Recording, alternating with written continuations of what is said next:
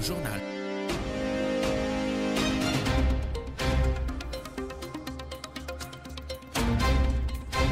« 13h30 sur les ondes de Radio Tunis, Chaîne Inter, le journal présenté aujourd'hui par Mohamed Ali Cheib. Au sommaire de cette édition, le tourisme intérieur a le vent en poupe. Un quart de l'ensemble des nuitées hôtelières en 2024 a été assuré par des résidents tunisiens. Le ministère du Tourisme commence à donner au tourisme local la place qu'il lui sied. Confirmation juste après la transition. Les recettes touristiques battent un nouveau record. Elles ont atteint 3,3 milliards de dinars durant le premier semestre 2025, alors que les réserves en devises baissent à l'équivalent de 100 jours d'importation. Le voyage de la galère, un vol Tunisia Express Djerba-Tunis a été reporté 6 fois en 14 heures. Il a finalement été assuré en fin de matinée. Des retards endémiques qui interviennent en pleine saison touristique. Le câble dans ce journal de notre correspondant à Djerba. La campagne de collecte de céréales se poursuit à une cadence accélérée. Plus de 9 millions de quintaux ont été collectés jusqu'à présent. Dans le monde, la machine de guerre sioniste continue de broyer les Palestiniens dans la bande de Gaza. Au moins 35 martyrs sont tombés depuis l'aube. Et le Hamas affirme être prêt à engager immédiatement des négociations sur la mise en œuvre d'une proposition de cessez-le-feu parrainée par les États-Unis. Et l'OPEP+ ouvre encore davantage les vannes du pétrole brut. Elle annonce un ajustement de la production de 548 000 barils par jour en août prochain.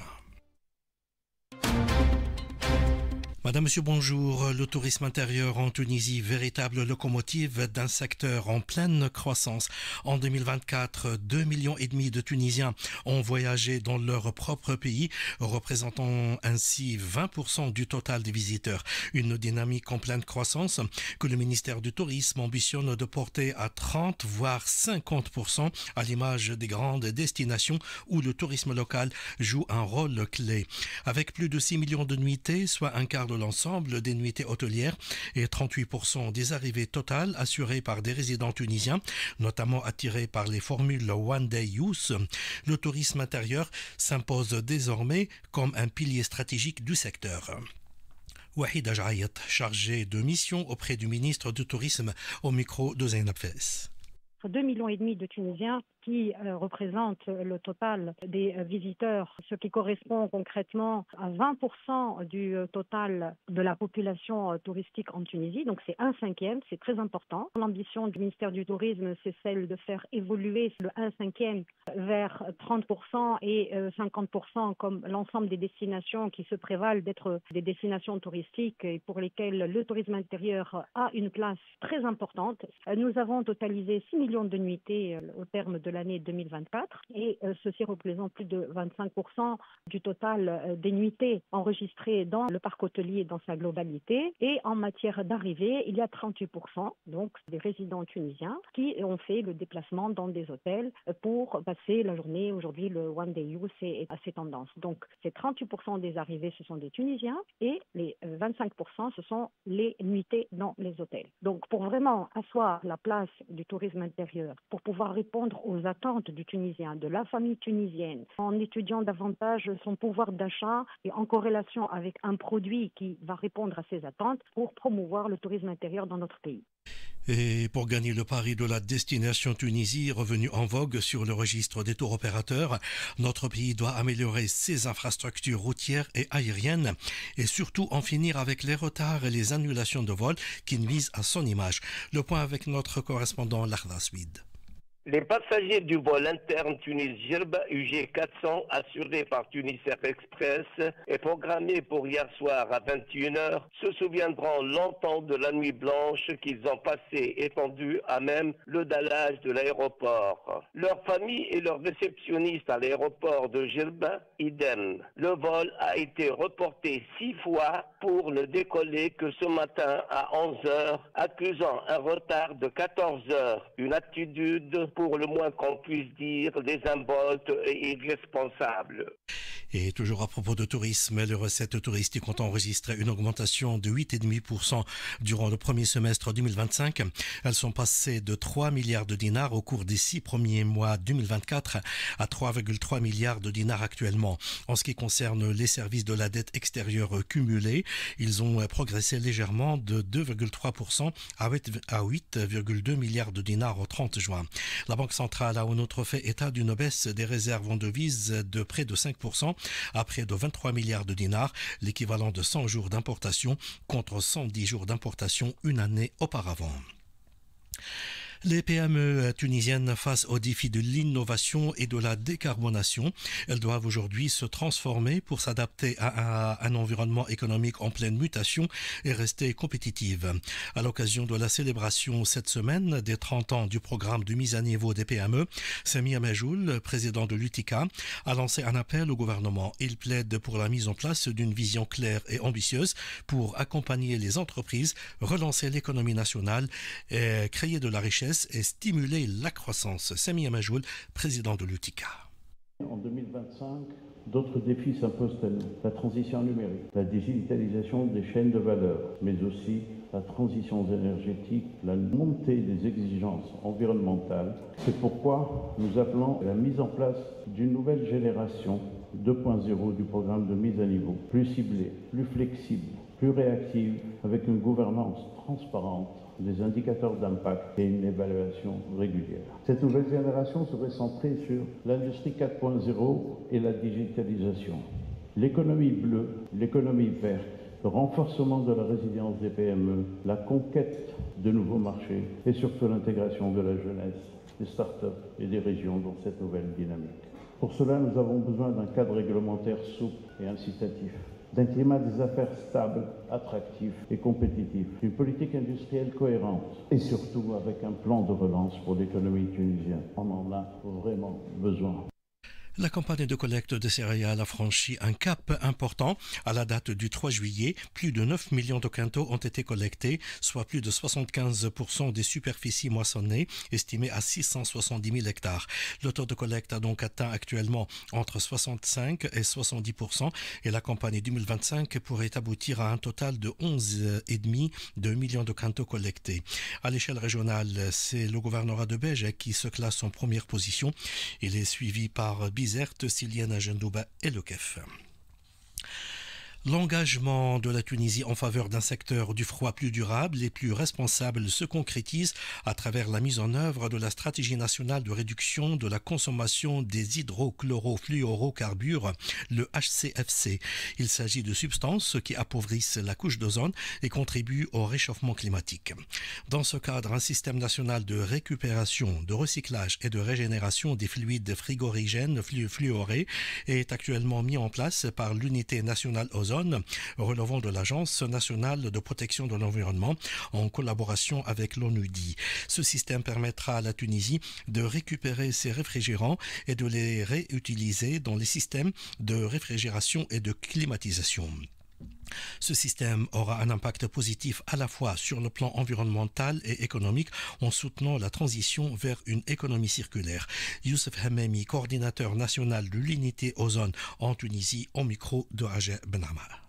Nous sommes en train d'instaurer le système de récupération, recyclage et régénération du fluide frigorigène. Le but, c'est de minimiser les importations parce que toute la consommation est importée de l'étranger. Donc, c'est un budget très énorme en devises. À travers ce programme, on va collecter, recycler et régénérer et mettre à nouveau ces quantités au niveau national pour satisfaire essentiellement les besoins des équipements frigorifiques qui sont en cours de fonctionnement et parce que les équipements ont des de vie qui dépasse 15 ans et le protocole de Montréal exige d'ici 2030 interdire l'importation de ces substances. Donc ce programme représente un atout très important pour combler ces lacunes d'importation et pour satisfaire les besoins de ces équipements jusqu'à leur fin de vie de fonctionnement. Nous avons acquis un lot d'équipements et outillages qui seront distribués au profit de 19 entreprises privées opérant dans le domaine d'entretien de réfrigération. Donc on va aider ces entreprises pour maximiser le flux de récupération. C'est un grand exploit qui vient d'être réalisé dans le gouvernorat de Jendouba avec l'achèvement de la construction de l'unité intégrée de simulation médicale, un outil précieux pour la formation du cadre médical. Le point avec notre correspondant Jamel Tibi. La mise en place de son projet a été rendue possible grâce à l'achèvement de la deuxième unité de simulation installée à l'école des sciences infirmières de Jendouba, qui intègre désormais un ensemble d'espaces de formation en présentiel et à distance équipés de toutes les nouvelles technologies de communication, ce qui représente désormais une opportunité et un grand pas pour la promotion du climat de formation continue dans le secteur de la santé dans cette région, notamment dans le secteur médical et paramédical. La mise en place d'un tel projet intervient dans un contexte jugé de plus en plus favorable aux activités médicales dans cette région qui offre une panoplie de prestations de services médicaux dans plusieurs spécialités, avec surtout l'installation d'un centre d'oncologie dirigé par un staff médical de haut niveau dont des professeurs agrégés dans la spécialité et accessible pour tous les habitants du Nord-Ouest atteints de maladies cancéreuses. Vers l'amélioration du système de santé à Médine, grâce à une enveloppe de plus de 4,5 millions de dinars, les structures de santé du gouvernorat ont été renforcées par des équipements biomédicaux modernes, allant des appareils de chirurgie et d'imagerie aux équipements de réanimation. Ce soutien financé par le ministère de la Santé et le programme européen Saha Aziza s'inscrit dans une stratégie plus large. Cette stratégie vise à rapprocher les soins des citoyens et améliorer la qualité des services hospitaliers dans le sud de la Tunisie. Taïb Challouf, directeur régional de la santé, au micro de Maïmoune Tounsi.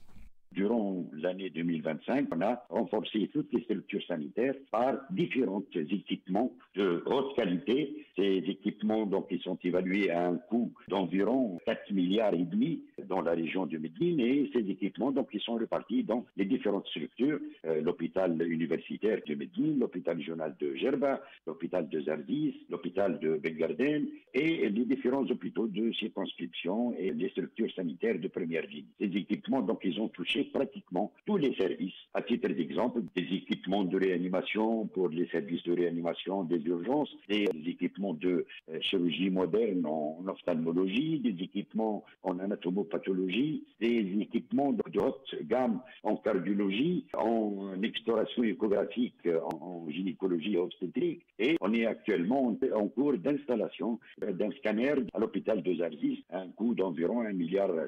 On a essayé de couvrir toutes les structures sanitaires de première, deuxième et troisième ligne dans le gouvernorat de Médine. Actualité dans le monde, l'entité sioniste continue de semer la mort dans la bande de Gaza.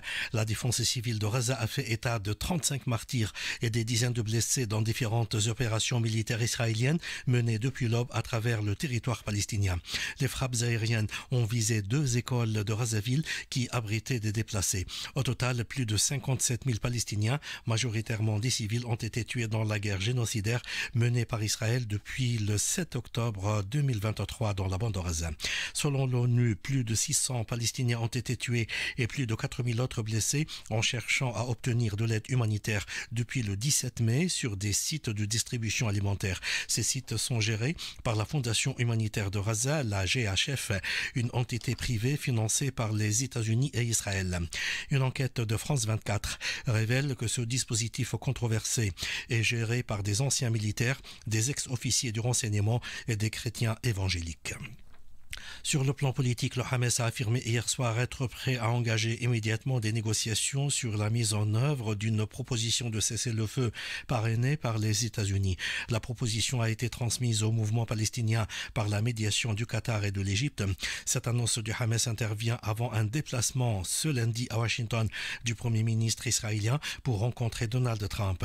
Le président américain a estimé hier soir qu'il pourrait y avoir un accord sur Gaza la semaine prochaine. Au Moyen-Orient toujours, 3 nouvelles frappes de drones israéliens ont visé ce matin le sud du Liban. Les 3 attaques ont visé des véhicules. Elles ont fait 1 mort et 5 blessés. L'Arabie Saoudite, la Russie et 6 autres producteurs de pétrole de l'OPEP+, ont déjoué les prévisions du marché. Ils ont annoncé ce matin une nouvelle hausse des quotas plus importante que prévu. Les 8 pays affirment qu'ils mettront en œuvre un ajustement de la production de 548 000 barils par jour en août prochain, comparé à juillet, contre 411 000 initialement prévus. Les 8 pays ont évoqué la faiblesse des stocks de pétrole. Un gigantesque incendie de forêt fait toujours rage en Californie depuis 2 jours. Il a ravagé plus de 28 300 hectares. Plus de 600 pompiers s'efforcent de le maîtriser. Au cours des dernières 24 heures, 15 nouveaux incendies se sont déclarés sur des terres fédérales. Cet incendie survient après plusieurs autres feux déclenchés ces derniers jours qui ont provoqué des évacuations dans la région à l'est de Los Angeles et font redouter un été difficile en Californie. Sport, la sélection tunisienne de para-athlétisme a clôturé sa participation au premier Grand Prix féminin organisé en République tchèque. Nos para-athlètes ont remporté au total 10 médailles, 7 en or et 3 en argent. Football, suite et fin aujourd'hui des quarts de finale de la Coupe du Monde des clubs. 2 affiches de prestige sont au programme. Paris Saint-Germain, Bayern Munich à 17h et Real Madrid, Borussia Dortmund à 21h. Ces rencontres promettent un spectacle de haut niveau entre 4 des plus grands clubs européens, tous en quête d'un billet pour le dernier carré. Voilà, c'est la fin de ce journal, mais avant de vous quitter, un rappel de ses principaux titres. Le tourisme intérieur a le vent en poupe. Un quart de l'ensemble des nuitées hôtelières en 2024 a été assuré par des résidents tunisiens. Le ministère du Tourisme commence à donner au tourisme local la place qui lui sied. Les recettes touristiques battent un nouveau record. Elles ont atteint 3,3 milliards de dinars durant le premier semestre 2025, alors que les réserves en devises baissent à l'équivalent de 100 jours d'importation. La campagne de collecte de céréales se poursuit à une cadence accélérée. Plus de 9 millions de quintaux ont été collectés jusqu'à présent. Et dans le monde, la machine de guerre sioniste continue de broyer les Palestiniens dans la bande de Gaza. Au moins 35 martyrs sont tombés depuis l'aube. Le Hamas affirme être prêt à engager immédiatement des négociations sur la mise en œuvre d'une proposition de cessez-le-feu parrainée par les États-Unis. Voilà, point final à ce journal. Merci d'avoir été des nôtres et bon après-midi à l'écoute d'RTCI.